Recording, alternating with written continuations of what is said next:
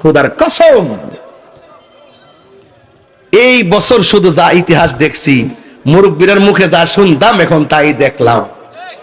আর 100 বছর আগায় গেলাম আমরা, যে বলতাম যে এই লোকগুলো নামাজ পড়ে, মুখে দাড়ি, মাথা টুপি, কি সুন্দর পাঞ্জাবি, কিন্তু এদের ভিতরে যে অত বড় মুনাফিকি, এই সিজনটা না আইলে আমরা বুঝতাম না। কথা বলেন ঠিক না বেটে?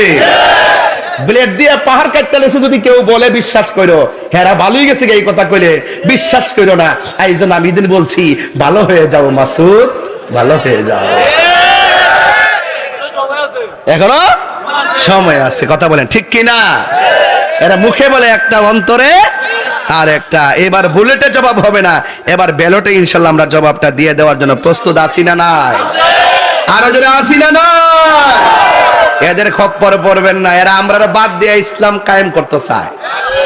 আর মনে মনে খেয়াল করে যে আয়ালই মাজার হুজুরিটি ঠিক করুম আর মাজারটি ভাঙ্গুম, এরা আমরা বাদ দিয়ে আইছে এই দেশে একটা এই ধর্মকে ব্যবহার কইরা আমাদেরকে মাইনাস ফর্মুলায় রেখা এরা চাইতেছে ইসলামটারে ব্যবহার করে কোন রকম আয়া ওলি আল্লাহর মাজার ভাঙতো। এই সুযোগ কি আমরা দিমু? আমরা দিব না। এখনো সময় আছে, সুন্নিদের কাছে মুরিদ হও, তাহলে কাম হইব।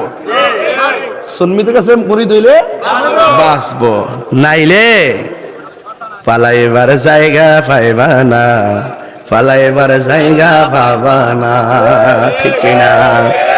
ওয়াতাআওয়ানু আলাল বিররি ওয়াত্তাকওয়া ওয়ালা তাআওয়ানু আলাল ইসমি ওয়াল উদওয়ান। আল্লাহ বলতেছে যারা ভালো কাজ করে তাদেরকে সহযোগিতা করো, যারা মাজার